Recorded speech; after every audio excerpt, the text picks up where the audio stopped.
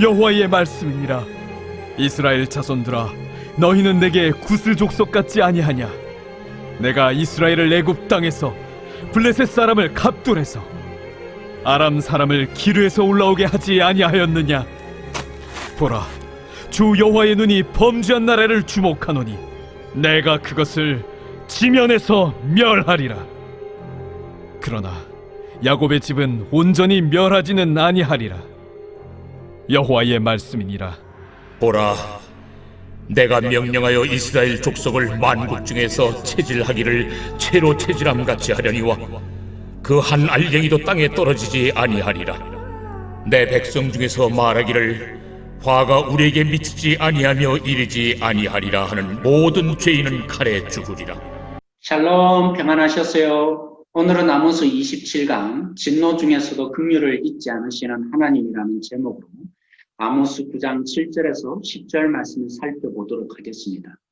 이스라엘의 부패와 방종, 그로 인한 타락의 근본 원인이 무엇인지 아모스는 알았습니다. 하나님의 선택에 대한 잘못된 이해로부터 출발한 민족적 우월감이었습니다. 그들은 세상 나라들 중에 자기들만이 하나님의 특별한 호의와 사랑의 대상이라고 확신했습니다.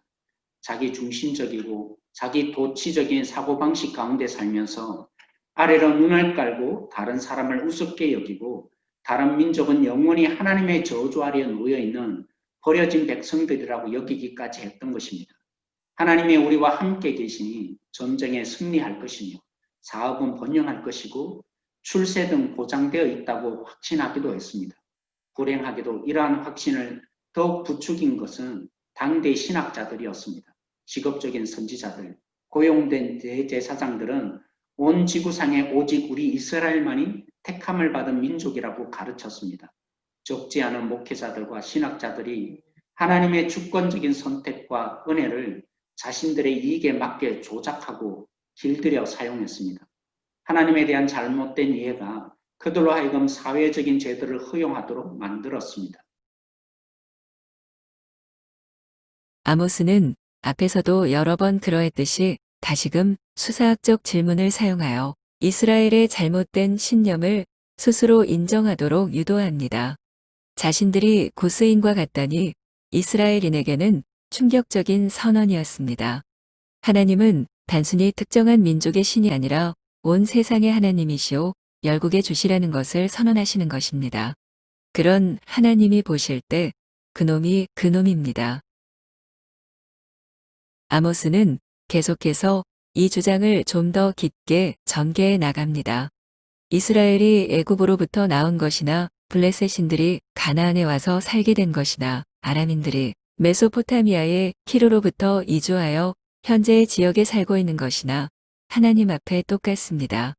그렇다고 아모스가 보편주의를 주장하기 위함이 아닙니다. 하나님은 이스라엘의 하나님 이상이라는 것입니다. 온 우주의 창조주로서 역사의 주관자로서 하나님이라는 선언입니다. 이제 말씀의 핵심은 분명해졌습니다. 이스라엘이 하나님 앞에 특별한 권리를 주장하지 못한다면 그들이 저지른 죄에 대한 형벌 역시 면제될 수 없습니다. 하나님은 복도 내리지 않고 화도 내리지 않는 신이라고 생각하는 자들에게 그것이 얼마나 큰 오산이었는지 가장 고통스럽게 알게 될 것입니다. 실천적 무신론자들을 위하여 하나님의 심판은 축적되어 왔으며 그들은 자신들의 머리 위에 재앙의 숯불을 차곡차곡 쌓아온 것입니다. 하나님은 죄 많은 나라의 구석구석을 들여다보고 그들의 일거수일투족을 지켜보시는 분이십니다. 지구상에서 죄를 범한 나라를 쓸어버리신다고 단호하게 선언하셨습니다. 여기에 이스라엘이라고 제외되지 않습니다. 그러나 한 줄기 희미한 광선이 비춥니다. 야곱의 집을 완전히 멸망시키지는 않겠다는 것입니다. 철저한 심판과 돌이킬 수 없는 재앙 가운데서도 야곱의 집을 완전히 멸망시키지는 않겠다 약속하십니다. 절대적 심판의 도래를 선언하는 와중에서도 아모스는 혹시나 하는 하나님의 은총을 소망한 선지자였고 진노의 날 가운데서라도 소수의 몇몇이라도 살아남기를 기다린 희망의 예언자이기도 합니다. 비록 그럴 확률이 거의 보이지 않는 순간에서도 아모스는 이스라엘을 향한 하나님의 애정의 불꽃이 완전히 사그라지지 않는다는 것을 알았습니다. 이스라엘을 향한 심판 선언 가운데서도 하나님은 이스라엘을 나의 백성이라고 부르고 있다는 사실을 알았기 때문입니다.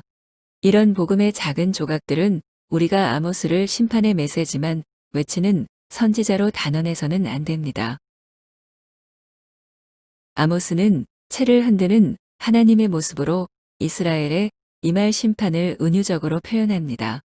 하나님께서 체질하시는 것은 이스라엘 백성을 세상의 나라들 보는 앞에서 심판하시는 것을 가리킵니다. 9절 하반절에 돌멩이라도 땅에 떨어지지 않으리라는 문구는 심판의 철저함으로 인하여 악인들이 채 속에 갇혀 도망치지 못한다는 것을 묘사한 것입니다. 돌멩이로 표현된 악인 하나라도 하나님의 심판의 체질 가운데서 피할 자가 없을 것이라는 말씀입니다. 이스라엘에 임한 하나님의 심판과 재앙은 무차별적이며 전체적인 것이 아닙니다. 악인의 멸망 가운데 의인마저 포함시키는 그러한 무자비한 하나님이 아니시기 때문입니다. 마지막 절은 누가 하나님의 심판의 대상인가를 보여줍니다. 하나님은 죄를 미워하십니다. 종교적 위선이나 사법적인 불평등, 사업상의 속임수나 인권유린, 성적 타락이나 차별, 국가 간의 범죄 행위나 사회적 구조악, 영적 자만이나 육체적 학대 등 하나님의 정의와 공의의 기준에서 벗어날 때 그분은 분노하시며 불타는 증오로 그들을 보복하십니다. 거룩하시기 때문에 불의가 하나님 앞에 설 수 없기 때문입니다. 아모스가 가리키는 죄인은 누구입니까? 재앙이 우리를 사로잡지 아니할 것이라고 말하는 자들입니다. 하나님의 말씀을 우습게 여기는 자들입니다. 나라는 부강하고 베델의 성전이 수많은 사람들로 가득 차고 막강한 군사력은 국가 안보를 보장해주고 우리들의 자녀들은 건강하게 잘 자라는데 종말이 임한다고 말하는 자는 미치광이임에 틀림없을 것이라고 말하는 자들입니다. 오늘 대부분의 그리스도인들일지도 모릅니다. 우리들 가운데 내일은 있을 거야. 태양은 내일 다시 뜬다라고 말하는 자들이 있다면 아모스의 외침을 기억해야 합니다. 내일은 없을 수도 있습니다. 심판 전야의 하나님은 패역하고 반항적인 이스라엘을 아직도 내 백성이라고 부르십니다.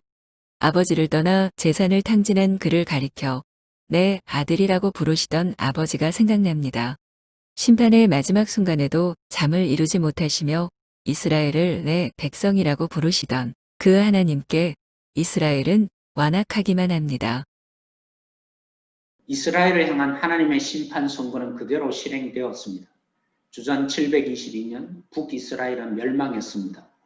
북이스라엘의 불행한 역사를 타산지석 삼지 못한 남유다 역시 주전 586년 바벨론 그발 강가에서 무슨 생각을 하면서 아모스를 읽게 되었을까요?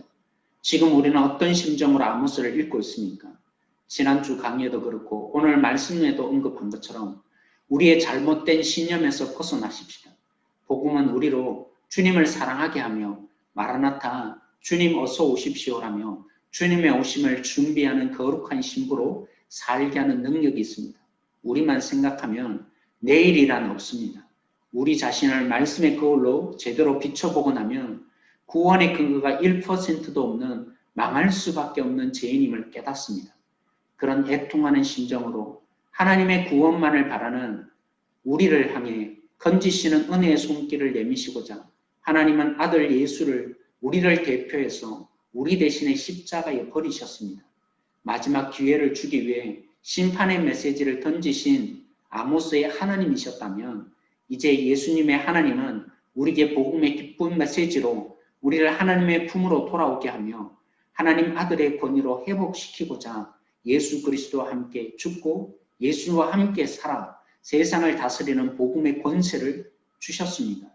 조각난 복음, 그러니까 구약에서 말하는 인물들이나 사건으로 우리가 적용될 것이 아니라 결국 그 모든 것들이 보여주고 싶어 했었던 예수님께로 인도함을 받아서 거기에 반응하여 죄인의 개수인 우리를 발견하고 구원자로 예수님을 내 안에 모셔서 주님으로 우리가 다스림을 받는다면 열매 맺는 삶이 되고야 말 것입니다. 요한복음 1장 12절 13절 말씀 읽어보도록 하겠습니다. 영접하는 자 곧 그 이름을 믿는 자들에게는 하나님의 자녀가 되는 권세를 주셨으니 이는 혈통으로나 육정으로나 사람의 뜻으로 나지 아니하고 오직 하나님께로부터 난 자들이니라. 아멘.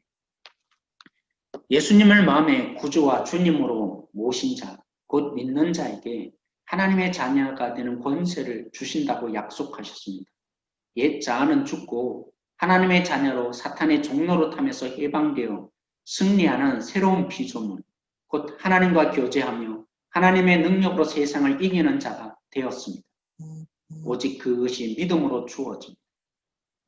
3, 4대 믿는 집안이나 아니면 부모의 바람이나 기대 때문에 되지 않습니다. 이스라엘 백성들이 아모스 시대에 하나님의 백성에게 어떻게 살든 상관없다고 여긴 것처럼 하나님의 자녀됨이 우리가 교회에 소속되어 있거냐 아니면 어떤 직분으로 열심히 봉사하느냐에 달려 있지 않습니다. 오직 예수님을 구원자요 주님으로 모신 일로 가능한데 그 모든 것 돌이켜보면 하나님의 역사였습니다. 혹이라고 했던 아모스 시대보다 더 못한 우리였으니까 기도하십시다. 복음의 일부분, 그것도 나의 유익을 위해서 나 중심적으로 이해하던 복음이 아니라 온전하고 완벽한 복음을 받아들여 주님의 자녀로 살아가는 자녀됨의 권세를 누리게 해달라고 기도하십시다. 기도하시겠습니다. 이 세상 가장 주의 은혜를 아름다운 오늘 우리에게 지혜를 주셔서 순종의 눈물 조각난 복음이 아니라 율법과 그 사건과 인물들을 온 세상 다시 빛나게 한 하나님의 이 역사에 있는 생명의 눈물 이 아모스를 통해서 하나님의 이 참된 복음을 그가 이 땅에 오신 이유 죽어야 살게 되고 져야만 승리하는